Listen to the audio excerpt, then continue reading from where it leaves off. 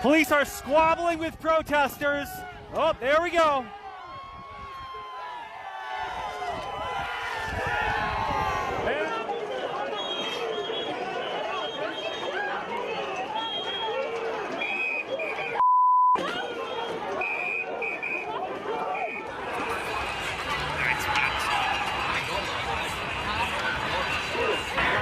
Don't shoot! Hands up! Don't shoot! Hands up! Don't shoot! Hands up! Don't shoot!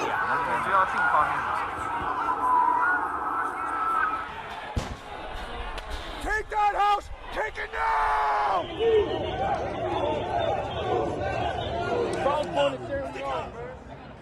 They seem like they're working on it together. Don't shoot! Photo on video.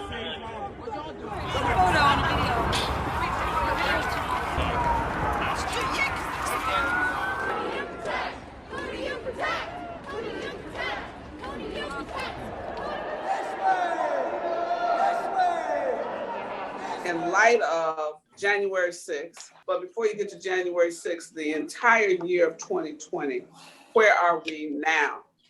January 16th, the day after Dr. King's actual birthday, January 15, 2021. And so when I ask that question, let's look at where we were in 2020 that frames where we are today.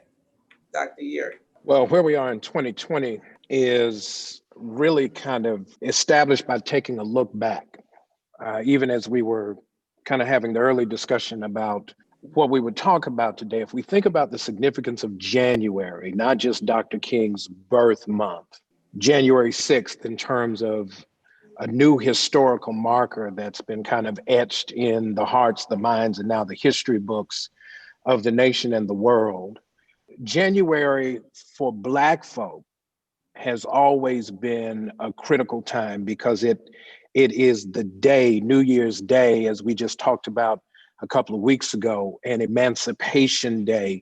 This notion of liberty and freedom is so much part and parcel about how we identify the new year, that what we've seen over the last several days is beyond an affront and an assault to what that freedom actually means. It's a reminder that since the Emancipation Proclamation that took effect New Year's Day in 1863, since the end of the Civil War, since the ratification of the Civil War amendments, 13th, 14th, 15th Amendment, 13th Amendment gets rid of slavery, supposedly, with the caveat of punishment for crime. 14th Amendment gives us due process and equal protection to the states, not just under the 5th Amendment to the Constitution for the federal government. 15th Amendment is about birthright citizenship, something that gives us a different legal status in the law and in the Constitution. And so when we think about where we are, the first thing that comes to mind, and Pastor Sharp, I've been wrestling with this, it's where we thought we were, ain't where we are.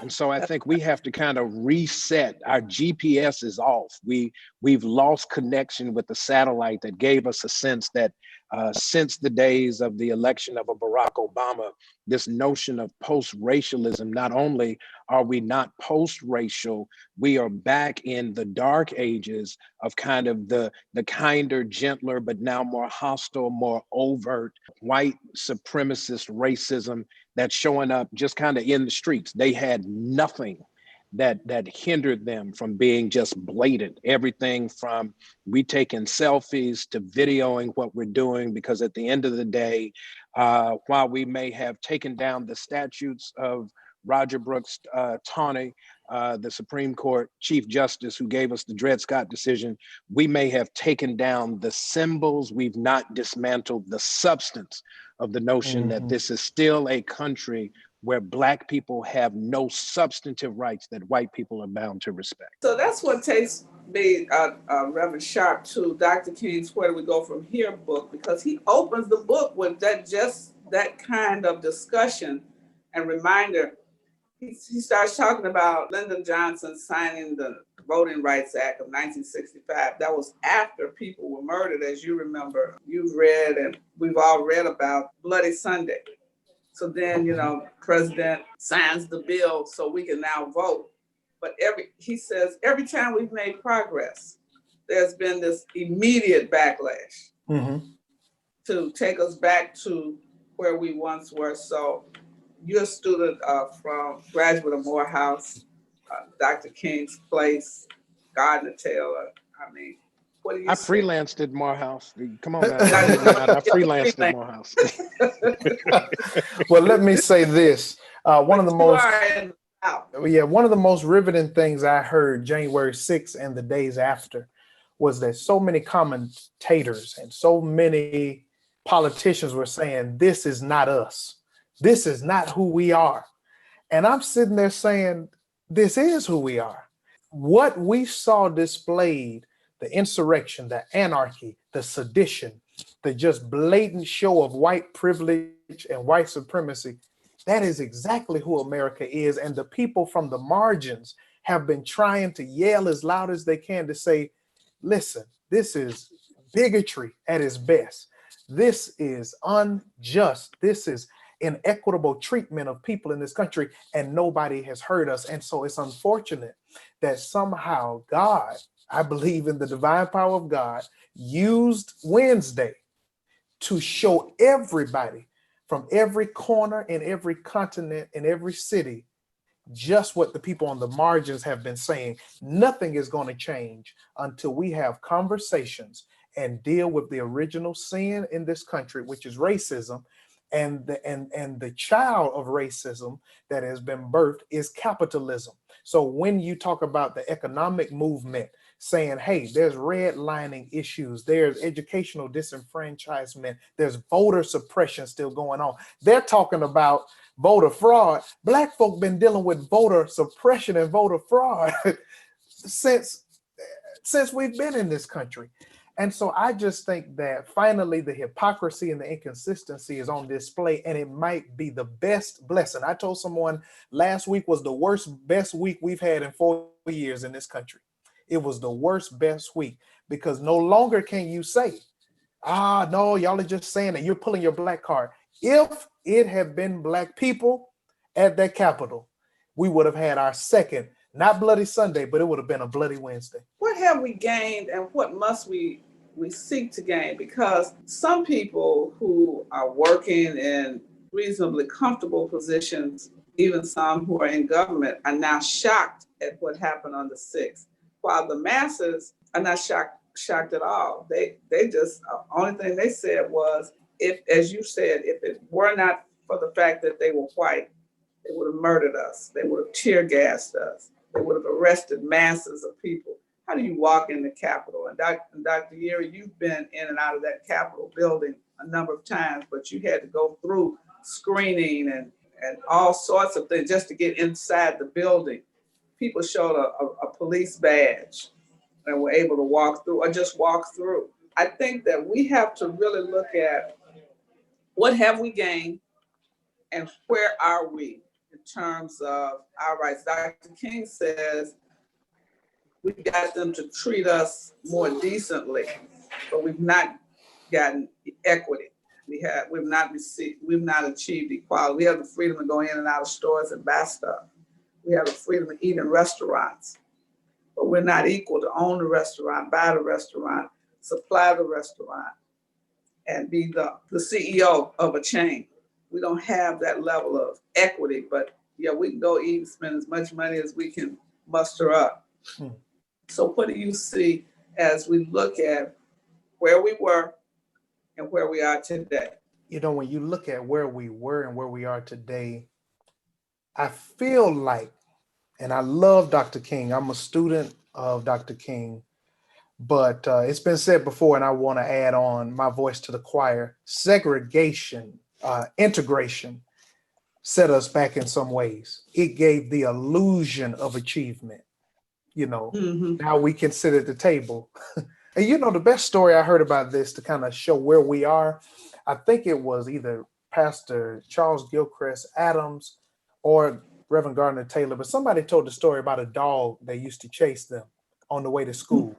And the dog would chase them and bite him. And finally, the young man's father had enough and made the people build a fence. But the day after the fence was built, the boy walked by and the dog still snarled at him. He went as far as he could to the fence, still trying to bite him. And he said, so the fence didn't change that dog's heart. It just kept them from biting me. I feel like we have a bunch of fences up right now in 2021. I don't know what we're going to have to do to change the hearts of people. At this point, a couple of things we need to do. We need to have a conversation around cult mentality, C-O-L-T, cult mentality. We need to have conversations around the fact that the American empire is collapsing. It's not about to collapse. We are watching it collapse. And usually every major empire throughout history collapsed from the inside. It's an implosion rather than someone on the outside. So we need to have conversations around cult mentality, because that's what MAGA is. It's a cult. And until you understand that, you will not understand how they're thinking or moving. We are in the middle of an American empire collapse. So we need to talk about that. And number three, we need to have conversations, not arguments, not debates. We need to understand what they're saying, because when I tell you, as smart as I think I am, I do not understand what some of Trump's supporters are even thinking. It is so illogical. And then I speak and they think I'm illogical. So at this point, we need to seek understanding. What are you, take your country back from what? What, at this point, help me, because I'm feeling like I'm in kindergarten and I don't know if I'm smarter than a fifth grader. Well, you're a whole lot smarter than a fifth grader, and much smarter than I was back in the day when I was hanging out on that red clay hill. Here's where I think we invoke the wisdom of those who have joined the ancestors, and among them is Dr. Frances Cress Welsing. When she wrote the ISIS papers and framed the notion of racism from the perspective of white people, it is the fear of genetic annihilation.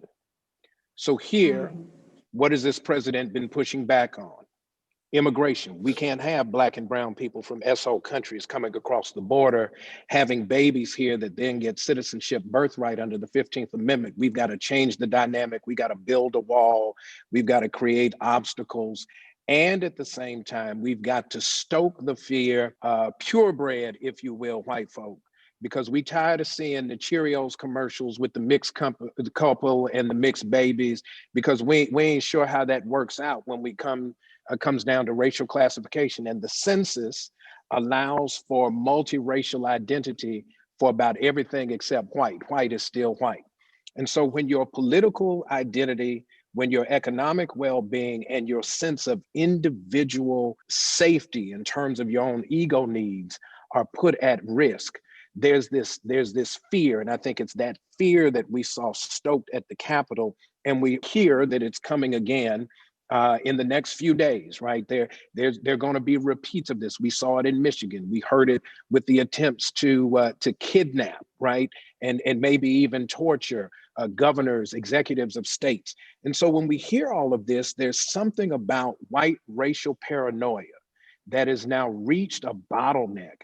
And it is now so uncontrollable because it comes with the sanction of the endorsement of a president and the complicity of an entire group of people that would rather talk about an election being stolen. Now, mind you, it's white people telling other white people, other white Republicans telling white Republicans it was not stolen. And yet what we've seen perpetrated is this stoking of racial fear. There's the threat of Black violence, and then there's a threat of Black power. And the Black power at the ballot box has scared and shaken the foundation of the democracy at its core. And there is a backlash, and it is a white lash. Don't get it twisted. And it is, to your point, Reverend Sharp, this notion of the empire imploding. My fear is that when it implodes from the inside, are we going to be the ones that they have to come find in the rubble? And if we don't have a response that not only liberates ourselves, Paulo Freire says in Pedagogy of the Oppressed, is that you cannot have the oppressed go free if you don't free the oppressor at the same time. And so it has, to your point, to be a comprehensive liberation discussion.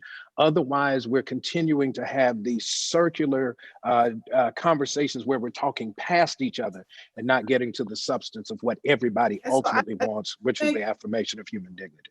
Yes, sir. I think as we talk about having these genuine conversations, we really have to look at, you sent me a book that really kind of helped to frame some of this, and I've been reading Cast by Isabel Wilkerson.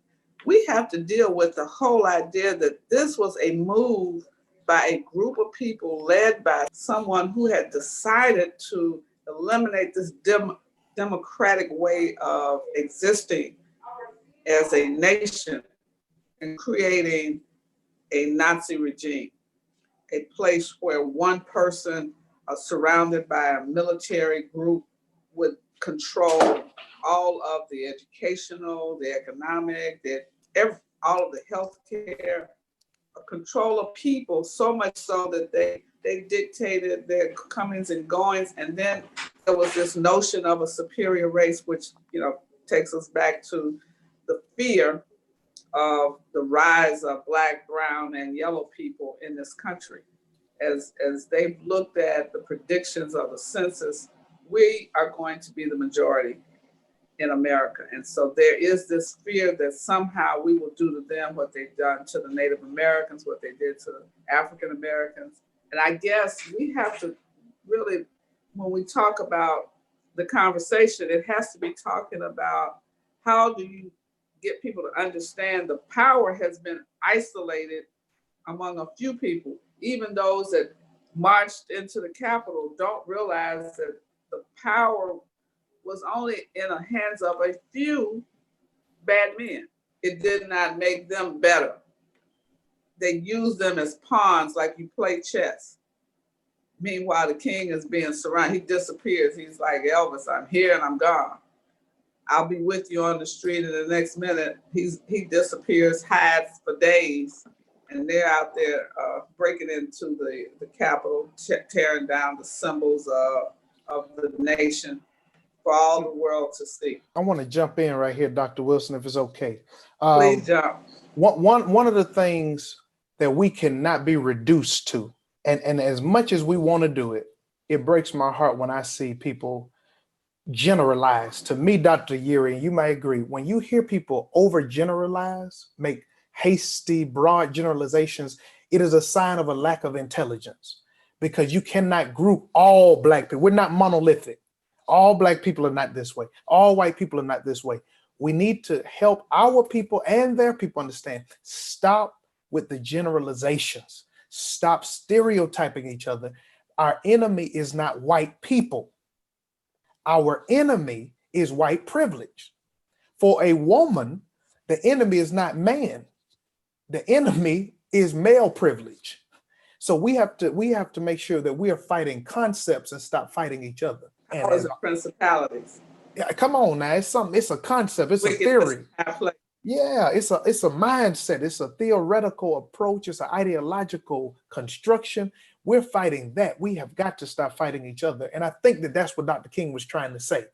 Dr. King's argument was, you know, he's saying nonviolence. Well, Black folk weren't violent. Why are you telling us this, Doc? We weren't lynching people. He said, no. It's the consciousness.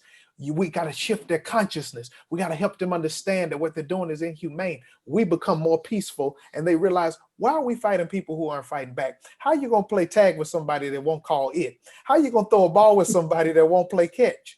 He was like, shift the mindset. And it didn't work in some ways, and it did work in some ways. But the art of the more, what is it? Well, come on with the quote. You were there. Keep going. The arc of the moral universe is long. Long, but it bends towards justice. So we have got to hold on. I was telling my church this. We've got to hold on to our hope. I mean, it's the simple stuff, that a brighter day is possible, but it will not happen without conversations. It will not happen without understanding. And these stereotypes, we cannot participate in their game, because we will keep perpetuating the same evil. There's an important piece there. I'm glad you raised the issue of generalizations, because when we talk about whiteness, come on. Cheryl Harris, a law professor in California, wrote a brilliant piece, almost 25 years old now. It's called Whiteness is Property. That whiteness after the Plessy decision was cast as a property right. To the notion of it being an idea, a concept. And so property rights are not evenly distributed. It depends on what your status is in relationship to the right. So if I'm the landowner, I have a certain level of rights. If I am a tenant, I have a certain level of rights. If I am a trespasser, I have no rights. And if I'm an invitee, I have only rights that go as far as the economic benefit to the one who owns the land. Now I'm going somewhere with this, because when we think about this notion of whiteness started as a privilege related to land ownership. That's who could vote at the time of the Constitution. That's who had the status, the known status as citizen. And then it began to kind of evolve, right? Because in the evolution and the expansion of the plantation marketplace, they didn't like the idea, the landowners didn't like the idea that they were outnumbered. They had to create a framework that would allow them to maintain the power interests without having to change the numbers, right? Because they didn't want more landowners. They wanted to have the exclusivity of land ownership, but to have those who did not have that status to reinforce their places of privilege. And so here's what we've got. All white people don't get invited to the white people meeting. And when I'm talking about the white people meeting, I'm talking about the 1% who control 40% of the wealth, to the exclusion of a whole bunch of other folks. And then in this process, we find ourselves kind of fighting over the crumbs that are falling from the master's table, because we've not yet found economic parity and justice amongst one of the three great evils that Dr. King talked about: racism, poverty, and war. Yeah. And so when we're wrestling with these issues, part of the solidarity, Pastor Sharp, that I think you're pointing to, is we got to recognize that the vast majority of the folks, black, white, blue, green, whatever Reverend says, red, black, brown, yellow, white, what does he say, Reverend Dr. Wilson? We'll get it later. We're all precious in God's sight. God's sight. Well, we all precious in God's sight, but we're not all precious in government's sight. And until we get back to this place to be able to make sure that everybody has a place in the conversation, and until everybody gets included, nobody's included, right? The direct, indirect statement that Dr. King makes, I think it is one that is so profound that we've got to wrestle with what are the essential concerns of being human, and not classified by a category that allows the government to divide and conquer. How do you, as both of you are profound preachers, theologians, and have this prophetic calling on your lives, how do you see us moving our people and the nation towards Dr. King's beloved community, in light of all that you said, all that we know, and all that is yet to come? I'm gonna let Sharp close. I'm gonna be the setup right here. Because I know he can bring it. Dr. King, he is able now. Look, won't he do it? Won't he do it? Dr. King was not just a public figure, he was a preacher. Something different happens when the moral voice and framing of one called by God enters the room. That's why the church has been so fundamentally essential to not just our survival, but our ascension as a people in this country. Not because, you know, we get into the arguments about where did the conversation about the religion begin, but how we used it, how it was implemented to advance the conversation. Raphael Warnock, Senator-elect, is a preacher. Now Senator Warnock is a preacher. He is carrying the prophetic mantle of the word and power of God to the upper chamber of the United States government that was under assault. Pastor Reginald Sharp is a preacher. Oh, yes, he is. Don't get it twisted. And so he frames the new reality, balancing what's going on in the newspaper with what's going on in the book, so that when folks take a walk down the text of the scripture, they see that when we then go to the close and we invoke the words, "Be not dismayed, whatever betide, God will take care of you," that it is not just for poetic inspiration, it is actually the grounding of our hope, and we hold on to it for dear life until times get better. Man, that's so rich. And I think that we got to close, so I'll just do the invitation to discipleship. Well, let me say this. I agree 120% with Dr. Yeary. I said this in the middle of the movement last summer. Everybody was wondering, what do we do? George Floyd has been murdered, even assassinated. You know, you can use whatever word you want to use. Breonna Taylor, Ahmaud Arbery. In the heart and the thick of it, people were asking me, what do we do? And I remembered when I was serving a church in Macon, Georgia, and I held a prayer visual. And there were preachers who I found out later refused to come because they said, what good is a prayer visual? And I said my response was, sometimes you can drop a pebble in a lake and it might just create a ripple, but that ripple later on might become a wave, and that wave can reshape landscapes. Because it's so overwhelming to think about, what do we do? I'm a student, I'm a pastor, I'm an essential worker, I'm a nurse, I'm a bus driver, I'm a grandparent. What do I do? Everybody get your pebble and go make some movement. Let the artists do their artistry. Let the singers write new music. Let the preachers be prophetic.